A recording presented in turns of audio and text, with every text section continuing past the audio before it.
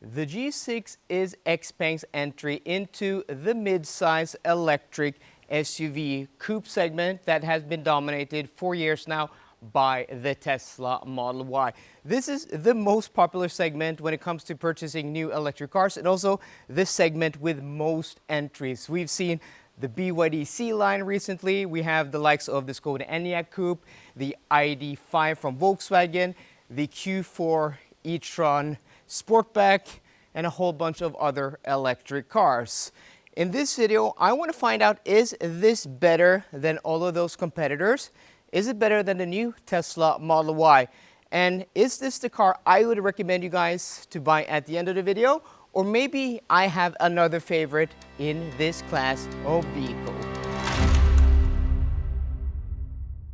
This coupe SUV body style is now a very familiar shape in this segment, and for the most part I think it does work very well for the G6. And yes, this bright orange does help. Overall, I think the G6 is a good looking EV with a very distinct and cool front end. I don't know why, but I really like the front DRL design of this car. With 476 horsepower, performance is good, and with a peak charging speed of 280 kilowatts, charging is also decently fast. To see how much range this car gets in the real world going 120 kilometers an hour, check out my range test. And to see how the G6 fares in a 610 kilometer trip, check out my long trip test. Both are linked down below. Kempower offers some of the best DC fast chargers in the world with their unique, sleek, and modern load balancing charging satellites. The small satellites translates to elegant and streamlined charging locations. When you pull up to a Kempower charging station, you don't have to think about connecting to a charger that delivers the correct speed for your car. The Kempower load balancing chargers automatically will allocate the correct power to your car, maximizing the efficiency of the charging site. When connected, Kempower chargers have a QR code you can scan, so this way you can easily monitor the charging session remotely regardless of payment method. That is just super cool. A huge thanks to my friends at Kempower in Finland for sponsoring this video.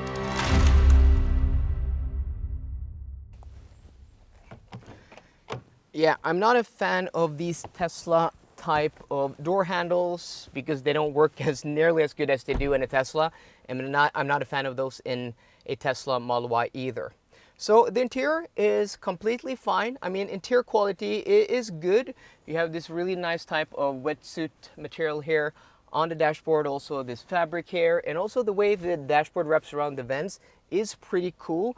But the rest of the cabin is kind of low rent where you can expect it, but I didn't expect it this high up in the cabin, because if you've seen the interior of the X9 and also the G9 from Xpeng, those interiors are very impressive, especially the X9's interior. Also hard touch plastics high up here in the cabin, and it also is just, you know, a bit boring and bland, and I was expecting more from Xpeng. And also this steering wheel, this two-spoke design, I'm not a fan of two-spoke designs, and I think this looks completely out of place considering how sporty the exterior looks. And also the buttons here on the steering wheel, also this old Mercedes style switchgear, and also the buttons here for the windows all feel very cheap. And the infotainment system, not the best either, not, you know, the most intuitive or easy to use. And for some functions, you do have to dive into the menu. For example, you want your heated seats, you have to go in here and then heat seats and steering wheel. So, you know, it's not my favorite setup. And also you can't go below 18 degrees if you want, you know, to blow really cold air, which is just weird. And also if you're using Apple CarPlay, which doesn't work now at the moment, which is weird, it does take the whole screen. Let's see if we can get that connected. No, my phone's connected, but that's the first time it hasn't been working in this week. But it takes the whole screen, and that means you don't even have your climate control here at the bottom. So to exit you have to exit to adjust your climate, so you have to swipe up like this. And when you do that, if you're using Google Maps, it always, you also always have to recenter the map every time you go back. So that's not the best thought out solution, but I do like the way they have integrated it into the dashboard, and it's also not as high as, some more widescreen than a lot of the other screens. So I really like, the way they've integrated it, and also has a little bit of shape here, tapers, up from the bottom. So it's more interesting to look at than just, an iPad. And also this has a really nice integrated driver display here, though the trip computer resets every time you get in and out of the car. So when I filmed my long trip test, I didn't talk about this in my long trip test, but I couldn't turn off the vehicle when I went to the toilet or went to buy something, because then the trip computer would have reset. So I had to actually leave the car unlocked with my camera equipment and stuff in it, but that was completely fine. So an okay interior, but just not as nice as what I've seen from other Xpeng models, which is a little bit disappointing.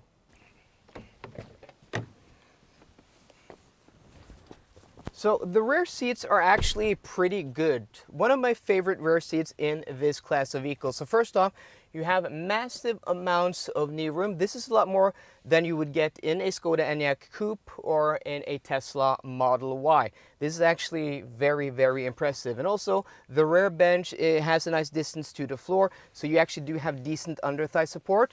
And also you have room for your feet underneath the front seat. Also, it's actually quite comfortable.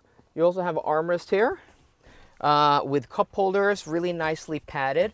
It's just a nice experience. And also, you sit high, but you don't sit so high that you don't have headroom. I have massive amounts of headroom. I'm sat behind myself. I'm 180 centimeters or 5'11", and this is a very impressive rear seat.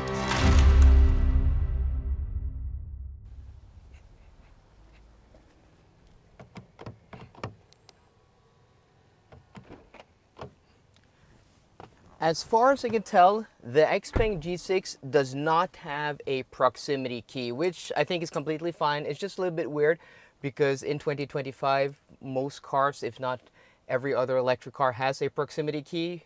For this, you actually have to press the unlock button and the lock button when you walk up to the car and when you leave the car, which I think is completely fine. I prefer that, but I've just gotten used to a lot of these proximity keys. So old school key with big buttons, but it does, feel a little bit nasty and cheap. So when you get into the car, it does, power on and everything. So that is very, very nice. So let's do the startup sequence. So this is what I talked about. Now it is in Google Maps, and to exit Google Maps, you actually have to swipe up like that, and then your GPS, your map isn't centered. So every time you have to center it, every time you go back into your maps. So to turn off, the mandatory lane keep assist and stuff like that, and speed limit warning, you have to go into this driver assistant menu in your car settings, and then you have to scroll down to. So I turn off emergency lane keeping. That turns off all the lane keeping. And also I turn off the speed limit alarm sound.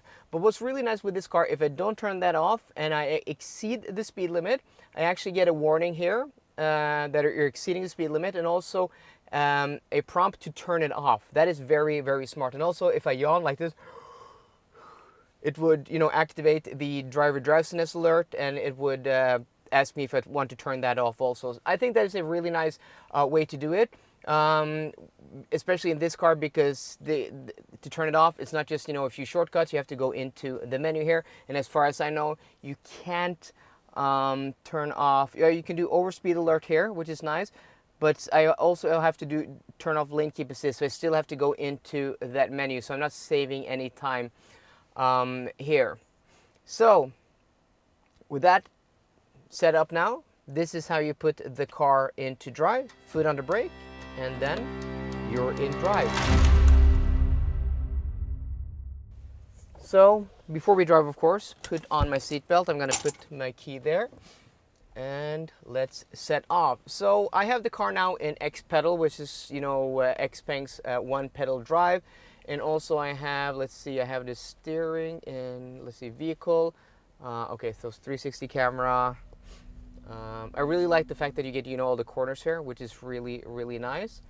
Let's see, vehicle, and then you can go down to, no, where's the driving? Drive, there we go. Drive, standard, eco, sport, individual, and also power steering is in light, and also brake feel is in light, and also power. So the positives: driving position is quite nice and comfortable. Your armrests really nicely here on the center armrest, and also here on the door. The cabin is spacious. You have great visibility out of the greenhouse, big mirrors, though rearward visibility could be better.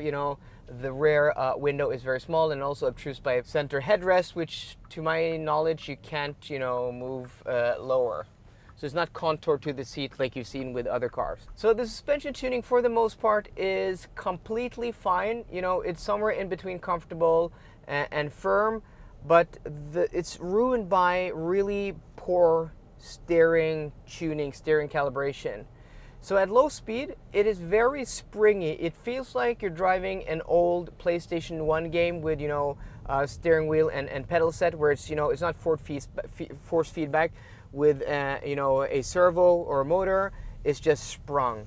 It just feels very weird, and it feels worse than the worst of steerings I've, felt recently in the Kia EV9 and EV6, which is the cars with the worst steering in my opinion. They just feel very unnatural. This is even worse because when you get going faster, it actually becomes heavy on center. I don't think it is as bad as with the BYDs, because the BYD steerings are so imprecise and vague on center that you have to keep correcting them, and they are so heavy that it becomes so tiresome. This isn't as heavy as those on center, but once you move a little bit off center at motorway speeds, it is very heavy. But this is kind of saved compared to those cars because the steering is a lot more precise. But still, a steering setup I really, really don't like. At lower speeds, you can, choose a heavier setting, but that just makes the steering even heavier at speed, so you're not getting rid of the problem either way. So suspension tuning, here it's completely fine, but on some roads it really does get very unsettled, and especially like side to side motion, you can tell that this isn't as finely tuned as something you'll find with, for example, the Skoda Enyaq or the Volkswagen ID.5, which just have superb suspension. And also the steerings in those cars, not the most sporty, but they just are weighted nicely and feel natural. This doesn't. So it's fine to drive, and I have gotten more used to it, but I still really don't like the way this car drives.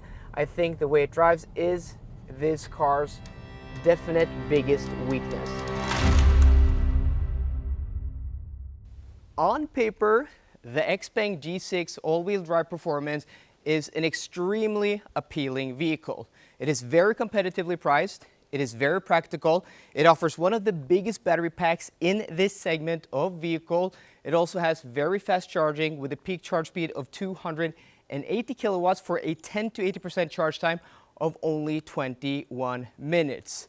So on paper, it is very appealing, and it doesn't hurt that it's also, though the exterior styling is a bit generic in its shape, I think it is very distinct and unique with a very cool front end. And also it does help that it is in this bright orange color. So there are a lot of things to like about this car. What I don't like is the execution, because I really don't like the way it drives, because it kind of falls in between two stools, because it's not sporty and it's also not particularly comfortable either. It's just completely mid when it comes to the driving dynamics, but it is ruined by a very weird steering setup that just feels very video gamey, even worse than the worst of the Kias I've driven. And I've criticized, the EV6 and the EV9 for having very weird steering. This takes that to the next level. It is extremely strange the way it is set up. It's almost tiresome at speed because it's so heavy on center. Not as bad as the BYDs I've been driving, but at lower speeds, this is worse than the BYDs. It's just not as bad at high speed. So, which trade-off do you want? I don't know, this one or with the BYD? And also the infotainment system, very lacking. The route planner, is missing critical functions. You can check out my long trip test to see what I mean about that in detail. and also just the overall, ergonomics and user experience of the car isn't great. But it's not the worst either, so I would place this car in the middle of the pack. It is better than something like a BYD C-Line 7, which I don't think is a very good vehicle in particularly, but also it's not as good as the new Tesla Model Y. It may not be as good as the old Tesla Model Y even, but the new one is better than this. But what is my favorite car in this segment of vehicle? Well, there's one car, and also, of course, depending on where you live and the pricing and what deals you can get on that car, it may be too expensive for you compared to this, but I think you can go out and get a good deal on the Skoda Enyaq Coupe. The new facelifted model looks great on the exterior and just great to drive, has a really nice practical interior, a great infotainment system, great ergonomics with a lot of hard buttons here and there. No, the battery pack isn't as big as this, but it is more efficient in my range tests. It gets as much range as this with a much smaller battery, and it also doesn't charge as fast. So those are the two caveats, but in every other way, living with it on a daily basis, I think the Skoda Enyaq Coupe, the new facelifted model, is superior to this vehicle and is my recommended pick in this segment of cars. So guys, I hope you enjoyed today's video. If you did, please drop me a thumbs up down below, and for more car content, as always, please subscribe. See you guys later, and goodbye.